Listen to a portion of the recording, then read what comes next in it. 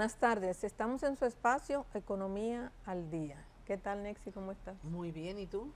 Bien.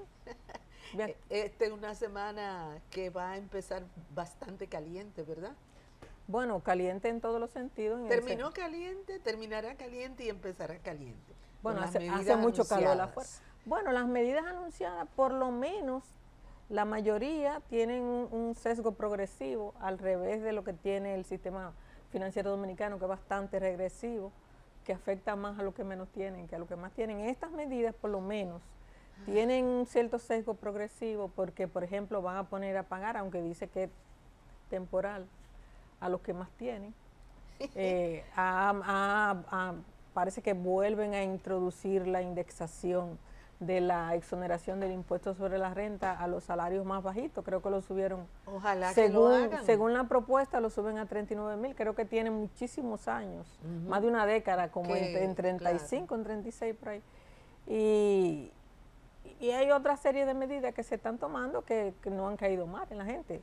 Ahora hay que ver cuando vaya al Congreso si se aprueba todo, si comienzan las opiniones, porque en el país a veces tenemos muchas buenas intenciones. El problema es, como dice el refrán, de buenas intenciones está empedrado el camino del infierno y no siempre camina.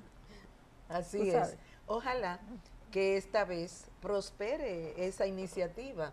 Dijo el licenciado Magín que llegará a ese anteproyecto muy bien fundamentado y que él entiende que los legisladores no se opondrán y podrán aprobarlo. Hace unas cuantas semanas que se anunció restricciones por el lado del gasto, porque tú puedes hacer todas las medidas por el lado del ingreso que tú quieras, pero si no mejora el gasto, la situación no mejora. Hay que ver si se están cumpliendo esas medidas que se anunciaron de reducción de gastos del gobierno. Hasta ahora, no sé, todavía no se han dado estadísticas, pero ojalá, porque si tú puedes aumentar todo lo que quieras tus ingresos, pero si el gasto sigue creciendo y si el gasto no va encaminado a donde va, si tú gastas más si tu gasto corriente sube y tu gasto de inversión se mantiene estático o baja, no estás haciendo nada. Entonces habrá que ver cómo funciona todo esto, porque realmente la situación es preocupante. Es preocupante. Y entonces, es preocupante porque realmente los artículos de primera necesidad, que es donde usted siente si realmente estamos siendo o no efectivos con las políticas económicas aplicadas, óyeme, ahí es donde el ciudadano puede percibir si está siendo realmente efectiva esa política. Porque cada vez que usted va al supermercado y sale con una fundita de 5,000 pesos, te dice, pero ven acá, ¿y qué?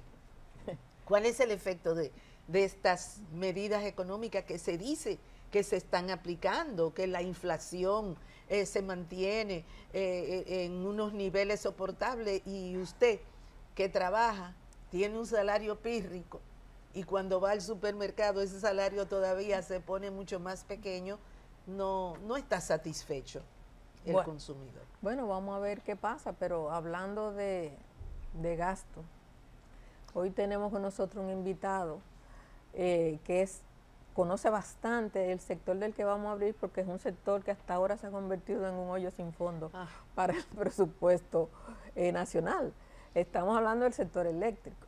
Tenemos con nosotros al ingeniero Radamés del Carmen, quien maneja muy bien el sector eléctrico porque ha echado los dientes en el sector y ha estado ahí por décadas trabajando desde abajo hasta haber llegado a ser administrador de EDESUR, en una época en que EDESUR mejoró bastante sus indicadores, pero que parece que han vuelto hacia atrás. Buenas tardes, ¿cómo está, ingeniero? Muy bien, gracias a Dios, y buenas tardes a ustedes, gracias por invitarme, y entiendo que el tema que me corresponde tratar con ustedes va justamente en línea de lo que es el déficit que enfrenta el gobierno, de los cuales, el déficit económico de los cuales el sector eléctrico es el mayor contribuidor, es el que más le afecta, pero es al que yo digo, yo le estoy llamando respeto, al que menos respeto se le tiene.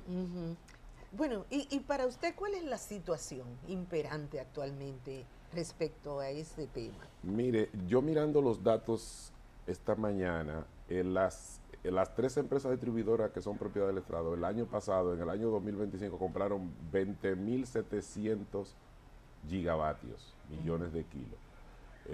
20.700 millones de kilos. Y ellas están dejando de cobrar cerca del 42% de eso. Si usted a 20.000 le saca el 40%, le da alrededor de 8.000 y algo de kilos. Si le quita un 12% que son pérdidas técnicas, siendo justos, que no se van a poder facturar porque son las pérdidas naturales, normales del sistema, le quedan unos 7.500 gigavatios, millones de kilos, al año que no se están cobrando. Si usted multiplica eso por el precio medio, aquellos están comprando la energía, 16.34 centavos de dólar en el primer trimestre de este año, eso le da 1.220 millones de dólares. Ya por ahí, usted se fija que cualquier reforma que usted vaya a hacer, si usted multiplica 1.000, yo escuché a Magín esta mañana hablar que la reforma que están haciendo, más bien digamos, porque yo no le llamo, no es una reforma en sí, sino No. digamos, paquete para Paquetito. el paquetito para ayudar a la economía. Sí. Andan buscando entre 40 y 50 mil millones de pesos, pero si usted multiplica 1.200 millones de dólares, le debe dar cerca de 80 mil millones de pesos. Es decir, que si nos aislamos solo de todo lo demás dentro de las empresas distribuidoras solamente, y nos fijamos en el tema solo de las pérdidas, solo con reducir las pérdidas, o con haber reducido las pérdidas, o con haberlas mantenido como se las entregamos, ya estas medidas no hubieran sido necesarias, o tal vez se hubieran tomado para desarrollar el país en otras áreas. O sea, que la falta de continuidad en la aplicación de los proyectos que se habían planificado para resolver parte de este problema ha incidido en su agravamiento. Cuando usted habla, perdón, de que le entregamos, me gustaría que se refiriera específicamente a qué entregaron y qué hay ahora. Sí, fíjense, las pérdidas se miden en términos de porcentajes y hay dos factores que inciden. La pérdida de energía física, o sea, la pérdida total, y las cobranzas, porque hay una cantidad de energía que tú facturas y luego no termina cobrando. Las pérdidas técnicas y las pérdidas financieras. Sí, y yo diría, las pérdidas técnicas, que esas son, en la región del Caribe, están estipuladas que si nosotros llegamos a 10-12% de pérdidas totales, ya esas son técnicas, que digamos que somos un sistema eficiente. Pero resulta que no están en 12%, están en 42%. Es decir, hay 30% de pérdidas que debieran estar siendo cobradas. Esas son las famosas pérdidas comerciales, o sea, porque son pérdidas que la está consumiendo alguien y no la está pagando. Si ese es el tema, digamos, de ahí es que parte todo. Ahora, ¿qué nosotros entregamos? Para que ustedes tengan una idea clara, al cierre del 19, las pérdidas eran 30 totales, 27% de pérdidas de facturación, de todo lo que facturábamos, y había un 3% de incobrable, que no era que eran irreales, sino que por más que tú insistías, no la cobraba. Un tema del mismo mercado que tenemos, y también un tema de ayuntamientos que se les factura energía real y que no te pagan, y también algunas instituciones del gobierno que quedaban sin pagar. Es decir, que esa facturación, aunque estaba pendiente, eran unas pérdidas reales. Eso cambió al cierre del 25 a 42%. Es decir, 38% de pérdidas totales más un 4 de incobrable, 42. Entonces, cuando usted sube de 30% de incobrable que teníamos nosotros en el 19, 27 más 3, a 42 en el 25, 38 más 4, usted tiene 12% de pérdida. Para que tengamos una idea, y a mí que me gustan mucho los números como ingeniero eléctrico, ese 12% en el momento en que nosotros estábamos, comprábamos alrededor de 15.000 gigas. Ese 2 eran alrededor como de 20 millones de dólares de pérdidas mensuales. Hoy, al precio de la energía y con el volumen, que ahora no son 15.000 sino 20.700, estamos hablando de más de 30 millones de dólares. Si usted multiplica 30 millones de dólares por 12, eso es lo que se está perdiendo al año por haber dejado que las pérdidas pasaran de un 30 total, CRI de 70, a un 42, que el CRI que es el dinero que se cobra de todo el que tú pones en línea, la energía que se cobra de todo lo que tú pones en línea, ahora mismo el CRI anda en 59 si entramos al informe de desempeño que publica el mismo Ministerio de Energía y Minas. Usted estaba en Edesur, ¿no? Sí, así es. Edesur logró al final del 19, principio del 20, antes de la pandemia, casi reducir significativamente el nivel de los apagones en esa área y también las pérdidas, ¿no? Pero parece que eso se ha revertido. Realmente, ¿qué ustedes dejaron y qué ha encontrado y a qué usted atribuye lo que está pasando en esa área? Mire, si fuera a ponerle un solo nombre, fue la parte técnica, es decir, a mí cuando me tocó administrar Edesur, que entré en el 16, primero yo era un administrador que estaba empoderado. Rubén Bichar era mi jefe inmediato por ser el vicepresidente ejecutivo de la CDE. Yo había venido de ser el director de distribución y reducción de pérdida de la CDE, uno de los que había armado el plan 2016-2020 de reducción de pérdida, que ahí nos propusimos bajar la pérdida de un 36.5 a 25. Era ambicioso, Rubén me decía, pero que nunca le hemos bajado más de un 1. Digo, pero tenemos que tener, ¿verdad? No podemos tener pobreza de espíritu, que era como yo le llamaba. Entonces, el factor que más ha influido es que a mí se me dejó gobernar, me empoderó, a mí me dirigía directamente, teníamos que ir a despachar con el presidente Danilo Medina, y yo tomé las medidas que fueran necesarias como un administrador autónomo para resolver el problema. ¿Qué hice yo? Trabajé con los mejores técnicos. ¿Qué hicimos segundo? Usamos la mejor tecnología. Nosotros potenciamos el prepago. Para que ustedes tengan una idea, cuando yo llegué en Edesur tenía 23,000 prepagos en total en toda la empresa y solo transaban alrededor de 15,000. Cuando yo salgo ya teníamos 180,000 prepagos. Es decir, todos los barrios que no pagaban, que en ese momento solo el distrito tenía 25 barrios que recibían de 10 a 12 horas de apagones por día porque no pagaban. Todos quedaron en 24 horas. Sí. Entonces, el otro factor que influyó fue la parte social. Nosotros íbamos a un circuito, hacíamos un pacto social con las comunidades, los comunitarios todos, las juntas de vecinos, los comerciantes, la iglesia, los clubes, todos se comprometían a que ellos iban a incidir en que el 100% de los clientes de su comunidad se contrataran. Ese era lo hacían. Y lo hacían. Y ese era el único precio que nosotros le cobrábamos. Sí. Y nosotros hacíamos las inversiones de redes, de medidores prepago y telemedidos, de lámparas, de luminaria, de postes para que las redes fueran seguras. Acordábamos que elegíamos un grupo de colmados y farmacias que iba a ser donde ellos iban a transar. Tú ibas y era automático, comprabas tu energía, te podía quedar jugando dominó en el colmado y tu medidor se recargaba. Eso, con una infraestructura de mantenimiento, que fue lo que nos dio éxito a nosotros. Nosotros no teníamos una gestión generalizada, sino por circuito teníamos un grupo de técnicos, de ingenieros, que eran responsables cada uno de un circuito. De manera que cuando nosotros un circuito lo encontrábamos en 80%, 85% de los clientes sin contratar, contratábamos todo, le poníamos prepago, le poníamos medidores, durábamos un año y pico, 24 horas. Ahí había un equipo que nunca se iba y era responsable solo de ese circuito. ¿Con qué hacíamos nosotros los terrenos, como yo le llamo? Lo que íbamos conquistando, los pueblos, si le llamamos pueblo a circuito, que nosotros íbamos conquistando, lo íbamos manteniendo. Poníamos la bandera de Edesur y del barrio, del sector, y los dos nos comprometíamos a mantenerlo. Todo eso, Carmen, se descuidó. Y eso es necesario para pero es obligatorio. Mire, yo le voy a decir algo.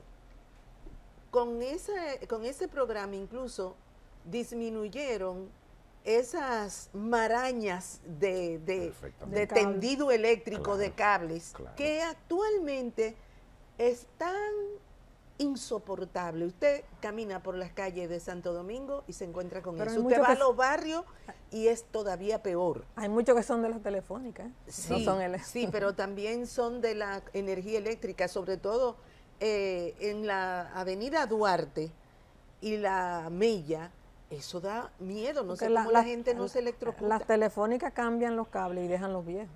Sí, nosotros también eso es otra cosa, que no hay supervisión para esa en Edesur nosotros llamamos a todas las telefónicas. Yo recuerdo haber encabezado una reunión con todas las telefónicas donde nosotros decimos, bueno, nosotros estamos entrando a los barrios y estamos quitando toda esa tela de araña de cables, de cablecitos que se conectaban uno a un transformador directo, y estamos poniendo transformadores blindados que no salen cables fuera de ellos. Usted ve que hay una parte metálica que los cubre, y cajas de medidores prepago arriba en el poste, y cada cable sale hacia una casa medido. No estamos, hasta el de la lámpara salía medido. Entonces, ¿qué pasaba? Parecía, y eso fue un requerimiento que nos hizo el Banco Mundial y el BID y el Banco Europeo de Inversiones, decía, pero hay una parte estética que también a nosotros nos está preocupando. Le estamos dando 24 horas y está muy bien, están progresando los barrios y están cumpliendo, pero todo queda muy feo. Entonces dijimos, nosotros quitamos nuestras redes, pero la telefónica y muchas empresas de cable, de televisión, que dejaron los cables ahí tirados y no lo han ido a retirar. Entonces ahí nosotros le llamamos para que la telefónica se hicieran responsables también del tema estético, porque ellas se cuelgan de los postes de nosotros, y ahí acordamos también unos temas de unos cargos que nos deben pagar por ello. Pero sí es cierto que todo eso se descuidó. En resumen, todo se descuidó. En el caso de Sur, que nada más nos faltaba un 15% de circuito por rehabilitar, sobre todo ya yéndonos hacia el sur profundo.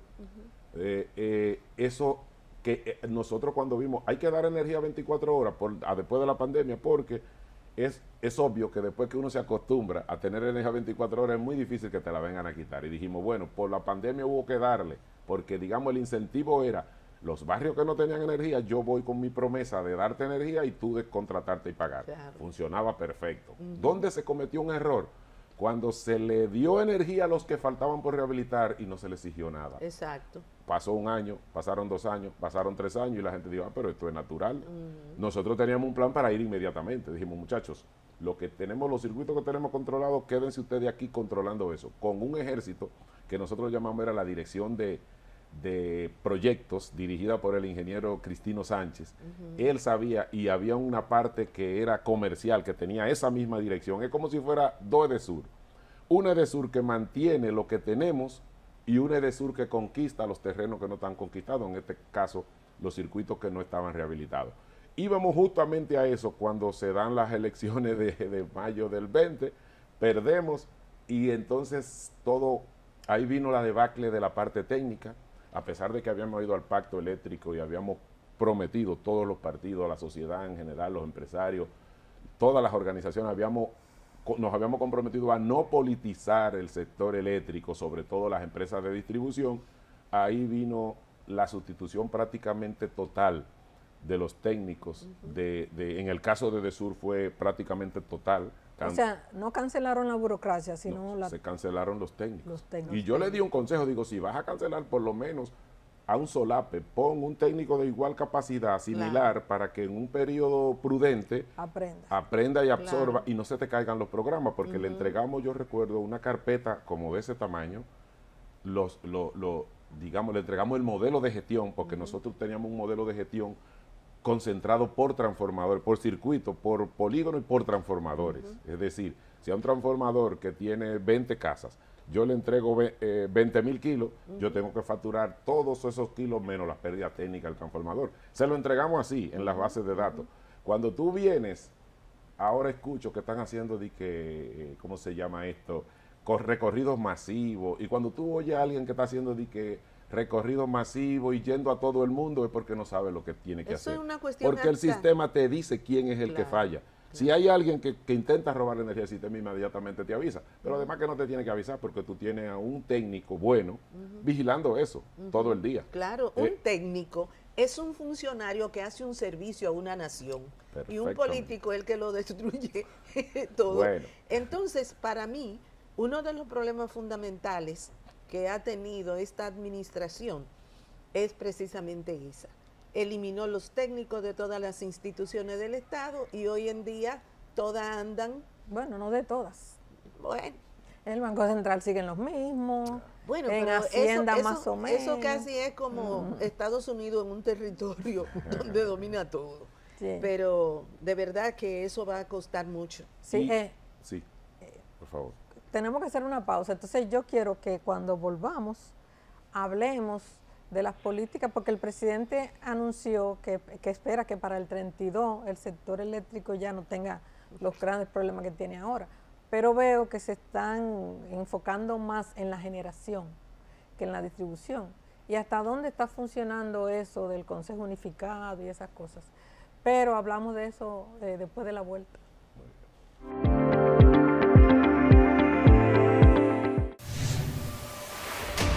Tienes una buena propuesta televisiva.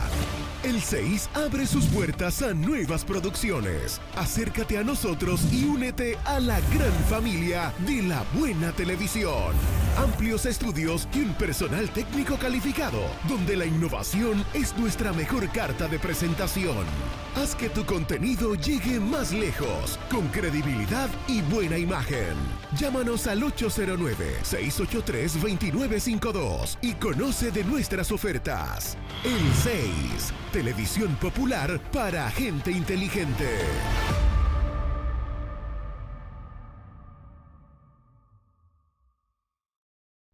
Sigue nuestra programación en vivo a través de nuestra página web el6.do, en YouTube como el6RD y en todas las redes sociales, Instagram, Facebook y TikTok. El 6, buena televisión en un 2x3.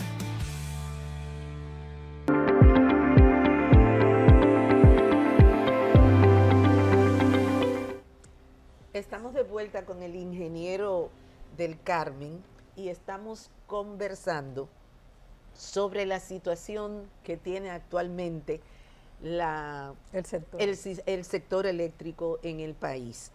Carmen le había dejado una pregunta en el aire. Sí, Carmen quiere saber que ella me pregunta que el presidente de la República actual ha dicho que para el 2032, según mi experiencia, entré en el 93 al sector eléctrico, todavía no había hecho la tesis de ingeniero, me faltaba hacer la tesis en la UAS. Y yo siempre he visto que el que viene y no tiene idea de cómo resolver el problema, lo que gana, le dice a la población que en tal año va a estar resuelto. Nosotros, antes de entrar a la respuesta de Carmen, recuerdo que cuando llegamos de Sur, nos fuimos a un hotel a La Romana, duramos 3 días, desnudamos la empresa, ahí salieron las líneas generales de un plan. Después vinimos, hicimos el plan, duramos 1 mes y pico haciendo el plan. Y después fuimos al Hotel Intercontinental, invitamos a toda la prensa, y Carmen estaba ahí, a todos los empresarios, invitamos a la sociedad dominicana y le dijimos, este es el plan, en físico y en digital. Si nosotros no cumplimos eso, como dice ahí, ustedes nos pasan factura. Eso es un compromiso. ¿Entiendes? Con fecha, con responsable. Entonces, respecto del tema de hacia el 32, mire, el problema de generación, aquí se discute poco de que ese sea un problema. Todo el mundo sabe lo que nos costó construir la central eléctrica de Punta Catalina, y gracias a Dios que la hicimos. Hoy el mismo gobierno es el que más la defiende, diciendo y además mostrando que solamente el año pasado le aportó 254 millones de dólares al gobierno de beneficio, y eso sin contar lo que las EDC ahorran por comprar esa energía a ese precio, porque entonces ahí la estarían comprando 4 o 5 centavos más barata que la opción que hubieran tenido si no estuviera. Entonces acá el tema pasa por, en el pacto lo discutimos y todos nos comprometimos, los problemas del sector eléctrico son a largo plazo. Por eso usted ve que estamos en el 26 y se habla del 2032. Estamos hablando de 6 años. Entonces, pero para eso usted tiene que empezar a dar pasos coherentes. Eso yo, ¿cómo lo podría creer? Si nos entregan un plan en la mano, detallado, con responsable, con compromiso, con metas, y se empodera a la sociedad, a una parte de la sociedad, que como en el pacto habían unas veedurías, que la componían incluso los periodistas, las universidades, los bancos que nos financian. Es decir, había si tú haces eso, un compromiso real, y dice, ¿cuáles son los que nos van a pasar factura? Estas instituciones. ¿Y cómo vamos a rendir cuenta? Cada mes, cada 2 meses, cada 3 meses. Así yo podría creer, pero porque se diga y se siga haciendo lo que por lo menos yo sé que se está haciendo. Porque uno es del sector y le llega la información, y lo que se está haciendo es que se va a invertir mucho dinero. Se va a invertir porque se piensa piensa que el problema es inversión. Pero el problema no es inversión. Yo hice un ejercicio. Bueno, inversión es parte del problema. Es parte del problema, pero tú tienes que saber a dónde vas a invertir. El problema es inversión, pero inversión bien focalizada.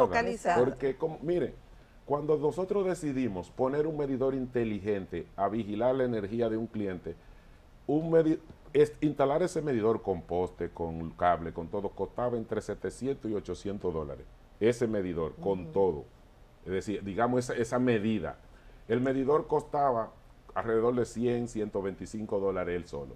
Habían unos medidores de 20 dólares, pero ese medidor tú tenías que mandar un lector a leerlo todos los meses. Pero yo me dije, pero ¿cómo tú puedes hacer una inversión en redes y en todo, infraestructura, de 800 dólares para poner un medidor de 20 dólares a que te lo vigile? Que va un lector que cobra 5,000 pesos, que si le ofrecen 5,000, te reporta la lectura que quiere. Claro. Hubo que poner ese medidor inteligente y ese medidor te cuidaba eso, siempre y cuando hubiera una infraestructura confiable y un grupo de técnicos, vuelvo y reitero. Y me han hecho la pregunta, Radamés, ¿el problema son la gerencia o los técnicos? El problema son los dos, porque yo últimamente me ha dado por preguntar esto. Digo, ¿ustedes se dejarían operar de la columna vertebral de mí?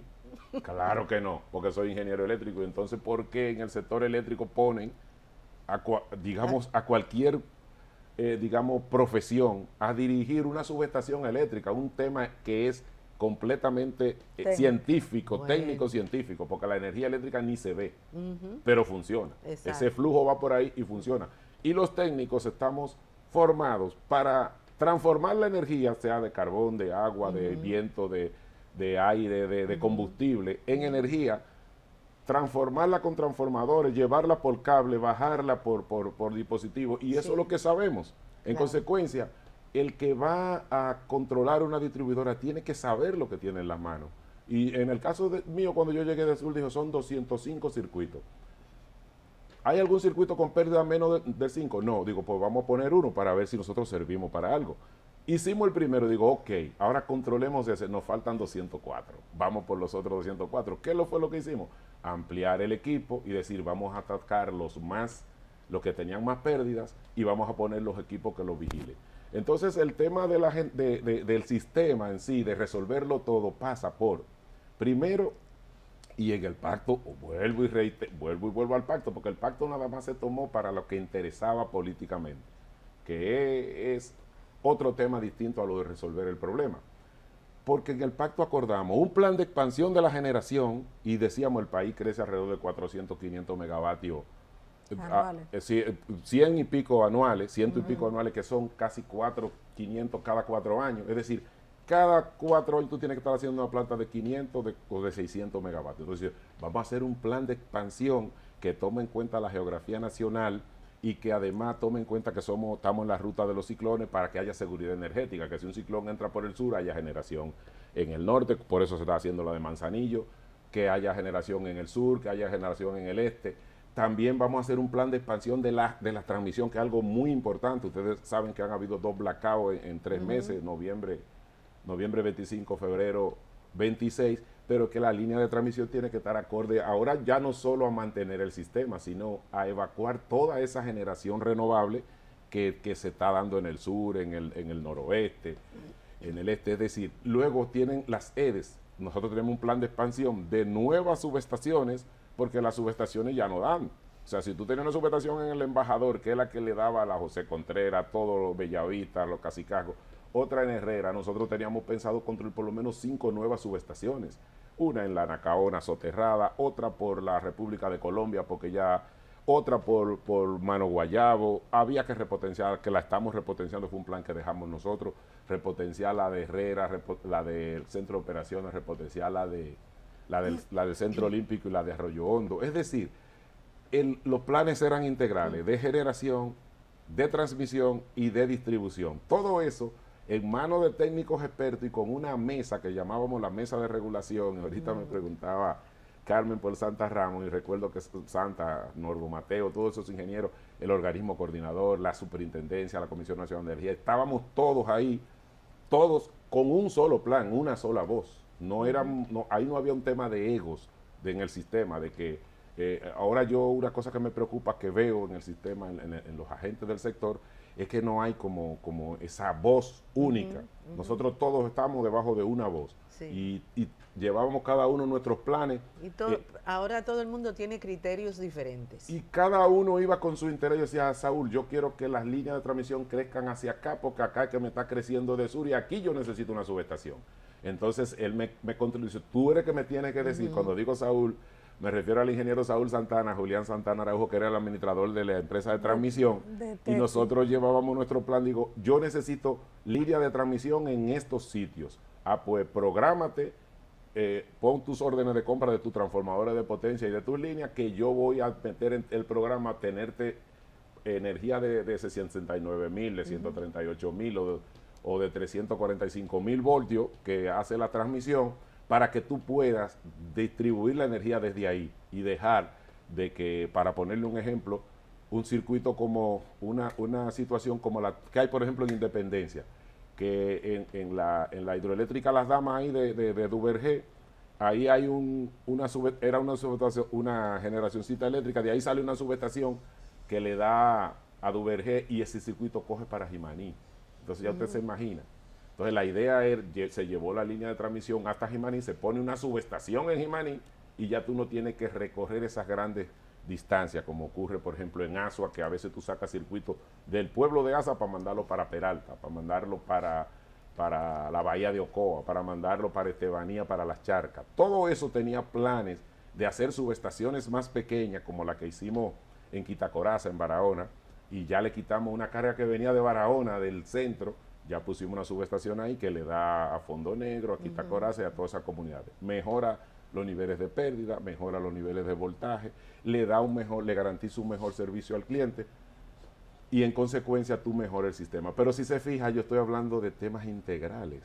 Exacto. El sector eléctrico no puede ir la generación por un lado, la transmisión por otro y cambiando a cada rato, y la distribución, que yo respeto mucho y le tengo mucho cariño a los administradores que todos fuimos compañeros en algún momento. ¿El Consejo Unificado nos ha ayudado? El Consejo Unificado, pero yo cuando me hablan del Consejo Unificado, Carmen, yo tengo esta respuesta. Si tú tienes 3 carros, nosotros cada uno tiene un carro acá, el suyo corre a 100 kilómetros por hora, el de Carmen a 60 y el mío a 40. Y por más que yo le dé, el mío no pasa de 40. Y por más que Carmen dé, el de ella no pasa de 60. Y usted no encadena los 3. ¿Qué está haciendo? Reducirlo a 40. A 40 todo. Ustedes saben que yo se lo dije, Milton, yo recuerdo que fue y me dijo, mira, el presidente, digo, yo no puedo ir a ver al presidente porque ya después que tú tienes un decreto eres político, aunque no lo sea. Entonces ya yo estoy en una parcela, yo me debo a este gobierno y yo no me voy a reunir por detrás con. Digo, pero yo le recomendaría que no lo haga, porque Edesur va muy bien y Edenorte va muy bien. No solo lo hicieron, lo unieron las 3, sino que al que pusieron de jefe después fue al que estaba en Edeste. Ustedes recuerdan que el presidente del consejo comenzó en Edesur y después se fue siendo administrador de Edeste y presidente del consejo. ¿Qué ha pasado? Usted ralentiza demasiado. Entonces ahora las decisiones que yo mismo como administrador me la había quitado de las manos y había descentralizado el poder y la había puesto en los circuitos, pero si el circuito era en Elia Piña, el poder estaba en Elia Piña ahí.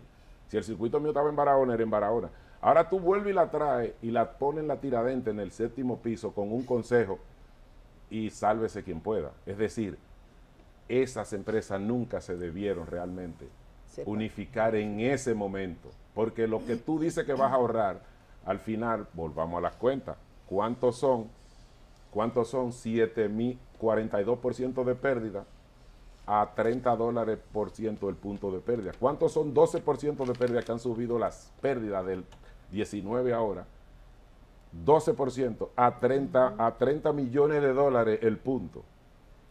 ¿Usted me puede hablar de eficiencia? De que usted está tomando medidas ahí arriba, de que quitó el agua, que quitó una servilleta, y que usted está siendo eficiente cuando usted tiene ese problema. Entonces eso a mí lo que me dice es que no se tiene conciencia de lo que se tiene entre las manos. Y además que no importa, porque si fuera mío yo no lo hiciera. Cuando es del Estado uno lo puede hacer así. Ahora, yo estoy seguro que si fuera de propiedad del que está manejando eso, no lo manejará así. Ya. ¿Qué sugerencia usted le daría al gobierno para reorientar la situación del sector energético en este momento? Mire, hay varias medidas que se deben tomar y que deben estar todas coordinadas. Primero, volvamos otra vez de la generación a la distribución y a la comercialización. Sí, ¿dónde está el...? Sí, todos nos gusta mucho y es muy bueno que tenemos sol y la energía renovable. ¿Qué pasa? Para tú integrar la energía renovable necesitas lo que se llaman los estudios de penetrabilidad de esa energía renovable, es decir, de que tú la inyectes, pero que el sistema siga siendo seguro. Pero además no hay almacenamiento. Precisamente a eso iba, porque hemos tenido dos blackouts. ¿Cuándo hemos tenido dos blackouts? En los momentos en que la generación renovable ha estado un 30%. Se va la renovable o hay una avería, como hubo una explosión en la subestación de Jaina Mosa en febrero, se fueron las renovables, inmediatamente salieron y el sistema no estaba preparado técnicamente para responder, no había. Entonces ahí es donde yo iba. Si tú vas a integrar nueva generación, tú tienes primero que ir cuidando de que esa generación sea estable. Entonces la regulación es la que permite el almacenamiento. La Comisión Nacional de Energía y la CIE no pueden estar atrás, tienen que estar por delante, facilitando y exigiendo a que el que se vaya a instalar en nueva energía renovable tenga almacenamiento, pero la regulación tiene que ir por delante y dice, no, espera, ya nosotros hemos instalado la suficiente generación renovable sin almacenamiento, la próxima tiene que ser obligado con almacenamiento. Ahí tú vas cuidando el sistema. Segundo, tú tienes que tener, en el caso de la transmisión, tú tienes que tener actualizadas todas las protecciones, tienes que estar encima de ellas, porque ¿qué ocurre? Yo decía el otro día en un programa que me preguntaban, los sistemas eléctricos son vivos, son entes vivos. Si tú cambias la configuración, tú inyectas más generación, si tú sacas más carga, tú tienes que ajustar las protecciones, porque ante una falla, si tú tienes la protección vieja, no te protege, y eso es lo que ha pasado. Tú tienes mayor corriente de cortocircuito, y tú tienes que tener los tiempos con mayor rapidez y además vigilando quién entra primero, quién entra después y sobre todo cómo tú aíslas un problema si se da. Si me da un problema en esta subestación, ¿cómo yo sobrevivo sin ella? Pam, pam, pam, pam, actúan estas y me queda el sistema entero, no se te va completo. Todos esos son temas que se deben planificar, entonces, y que se deben ir llevando a la par, en un solo plan integral y cada uno con el suyo de manera particular, como si fuera un plan estratégico y cada uno con un plan operativo anual. Y si bajamos a las empresas de distribución, lo primero que tú tienes que tener es, primero yo empoderaría a los administradores, porque yo le tengo mucho respeto al Consejo Unificado, pero que los problemas operativos, mire, los problemas normativos, usted dice, la norma es esta, pero los problemas operativos, usted no puede tener un transformador en el Eliapín y una lámpara dependiendo de alguien en la Tiradentes. Los problemas operativos tienen que estar descentralizados y tiene que estar empoderado y tiene que estar formado y tiene que ser experto el que lo maneje y además tiene que ser constante, porque la energía eléctrica no es como el agua, que el agua uno se acuesta a dormir y ya ni se está bañando ni está tomando, ¿entiendes? Pero la energía eléctrica no, la energía eléctrica es 24/7. En consecuencia, la energía eléctrica necesita esa vigilancia 24/7, necesita de técnicos formados con larga data, y tienen que estar también empoderados. Los técnicos no pueden estar asustados. Si los técnicos están asustados de que creen que lo van a cancelar o que no pueden hablar o que no pueden opinar, tampoco se consiguen. Deberían estar motivados, bien pagados y empoderados, diría yo, que es la palabra. Sí, bueno, tenemos que hacer una pausa. A la vuelta, yo quiero que hablemos de hasta dónde la crisis generada por las guerras, tanto en Irán como en Ucrania, y y el problema del petróleo, ha incidido en la actual crisis del sector eléctrico. Hablamos de eso a la vuelta.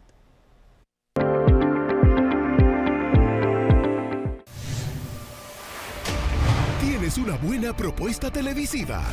El 6 abre sus puertas a nuevas producciones. Acércate a nosotros y únete a la gran familia de la buena televisión. Amplios estudios y un personal técnico calificado, donde la innovación es nuestra mejor carta de presentación. Haz que tu contenido llegue más lejos, con credibilidad y buena imagen. Llámanos al 809-683-2952 y conoce de nuestras ofertas. El 6, televisión popular para gente inteligente.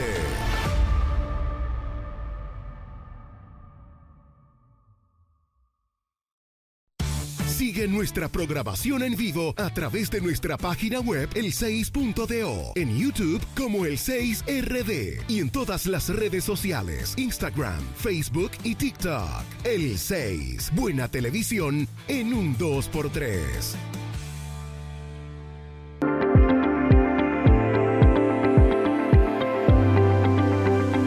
Estamos conversando con el ingeniero del Carmen Y dejamos en el aire una pregunta, ¿hasta dónde la crisis internacional creada con los líos de Medio Oriente han incidido en el sector eléctrico dominicano? Bueno, gracias a Dios, poco.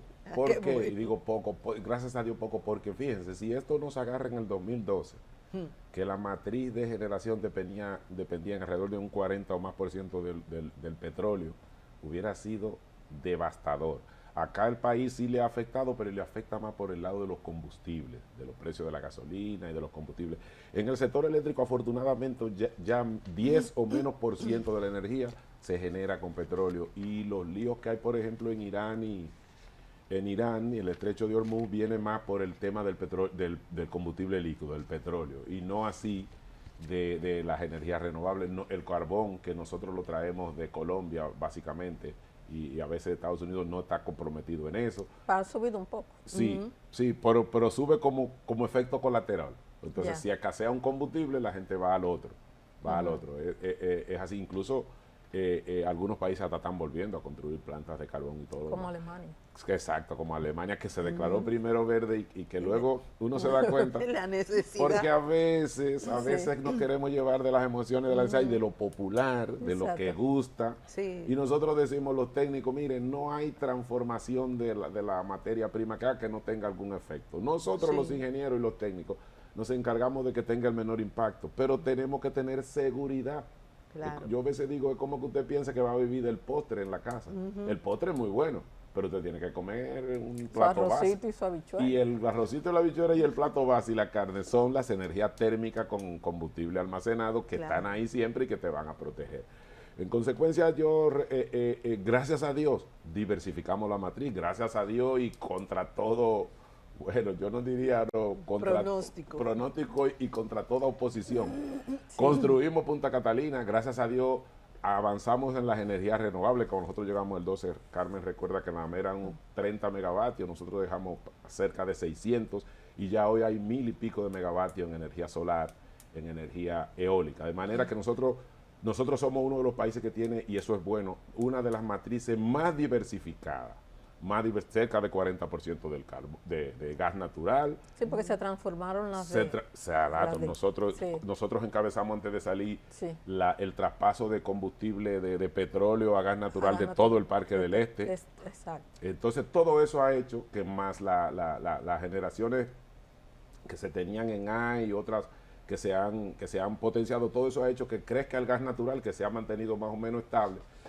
Y el carbón, que vinimos con los 720 megavatios de Catalina y la rehabilitación de Itabo 1 y 2 más Barahona, se convirtió también en una cuota muy importante. Gracias a Dios, no nos ha afectado tanto. Y yo creo que y yo sé que lo han expresado, escuché a alguna autoridad del sector eléctrico actual decir que afortunadamente no pueden agarrarse de que ha sido por el problema entre Irán y Estados Unidos que el sector está así. El sector está, gracias a Dios, es un sector bien diversificado y está así por los temas que hemos discutido acá, de un descuido que ha habido básicamente en las empresas de distribución por un lado, y por otro lado también hay que tomar medidas regulatorias para que la generación renovable que se inyecte ya venga con batería y nosotros podamos tener capacidad de manejar contingencias. Resumido, falta de gerencia.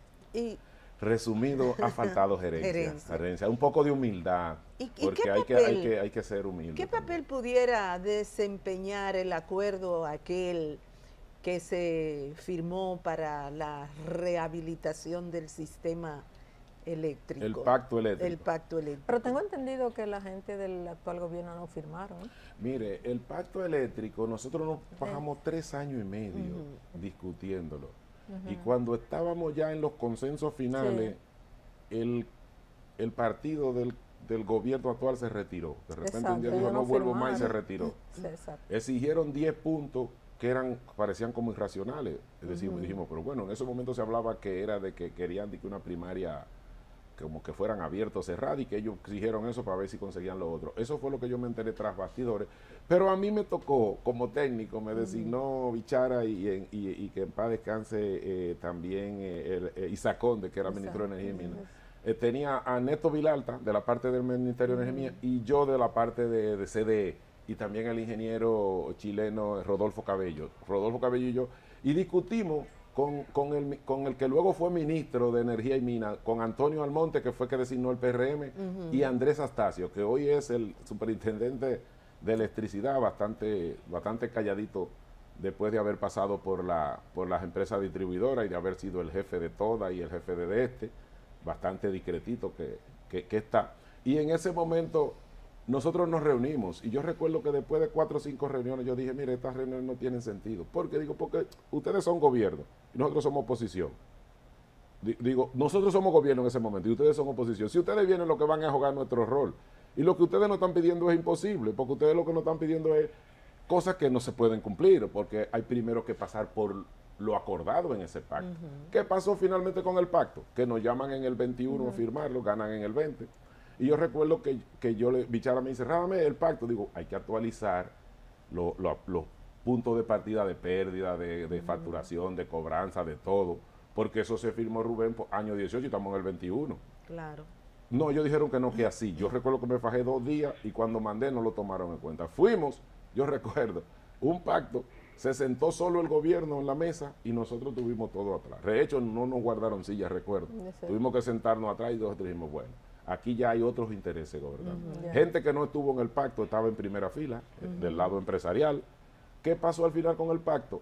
Se tomó solamente para hacer lo que se quería. Nació Yo lo quería para modificar la tarifa. Sí. ¿Por qué la tarifa? Porque si yo hacía que las recaudaciones de las EDE no dependieran de la tarifa, ya podía privatizarla y pasar a un esquema de privatización y todo lo demás. Entonces, al intentar hacer eso sin lo que acordamos en el pacto, que es, vamos a bajar las pérdidas hasta un 12%, vamos a convertir todos los circuitos en 24 horas, vamos a hacer que los dominicanos no tengan que tener inversores, velas y demás, nada más una sola factura por el costo de la energía, y entonces vamos a desmontar la tarifa y vamos a decir, vamos a identificar todos los pobres, todas las clases que necesitan subsidio, vamos a focalizarla y vamos a quitarle el subsidio a los que pueden pagar, pero cuando lo hagamos, vamos a hacer una rampa, tu energía 24 horas y vamos subiendo hasta que tú pagues la tarifa que te corresponde, la tarifa que dice el sistema que transparenta los costos.